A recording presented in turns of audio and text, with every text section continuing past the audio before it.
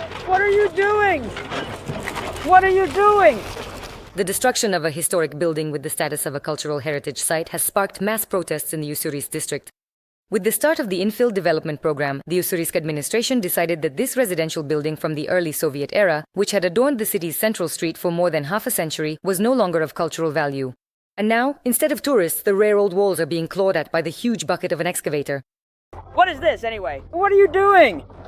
You can't do this, damn it! What are you doing? This is our relic. What are you doing?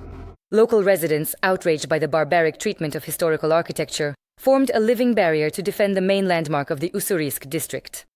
Elena Boyarinova, the leader of the initiative group, was among the first to join the fight for the city's historical appearance. Please leave this place. What right did you even have to come here? They told us this is our job. What do you mean, your job? But this used to be ours in Rome. And why did we come here? In the first place. This confrontation has been going on for more than a year. The head of the local history museum, Vladimir Vinogradov, holding archival photographs in his hands, shows what the main Ussurisk landmark looked like just 20 years ago. Take a look at this photo, 1998. This is what the house looked like. And now, soon, there will be nothing left of this house.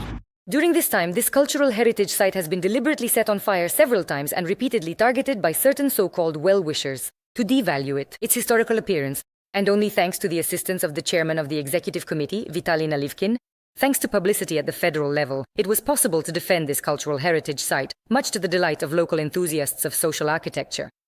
Now, urban preservation activists once again have to defend the city's architectural heritage against the onslaught of heavy construction equipment. You guys, damn it, we'll just build your liquor stores here. Or beer bars or whatever. But we don't need that. So, failing to convince the workers to stop this blatant vandalism, the protest participants launched a decisive offensive, attempting to drive the construction crew away from the historic building by seizing their company vehicle. However, the preservationists' attempt to prevail in a physical confrontation with the builders was unsuccessful. Let's go to the bank. What are you doing At the most dramatic peak of the public unrest, the chairman of the executive committee, Vitaly Nalivkin, arrived to help the citizens. Vitaly Ivanovich, here they are, these freaks. They're not beating us up. And what did they do? Who will help us? You! What, have you all lost your minds or something? I'll show you now. I'll deal with you right now. Feeling the support from the authorities, the inspired activists, with renewed vigor, confronted the construction crew. Meanwhile, Vitaly Nalivkin, taking the situation into his own hands, immediately moved on to more decisive actions. According to the chairman, when it comes to saving social infrastructure, one must act with utmost decisiveness.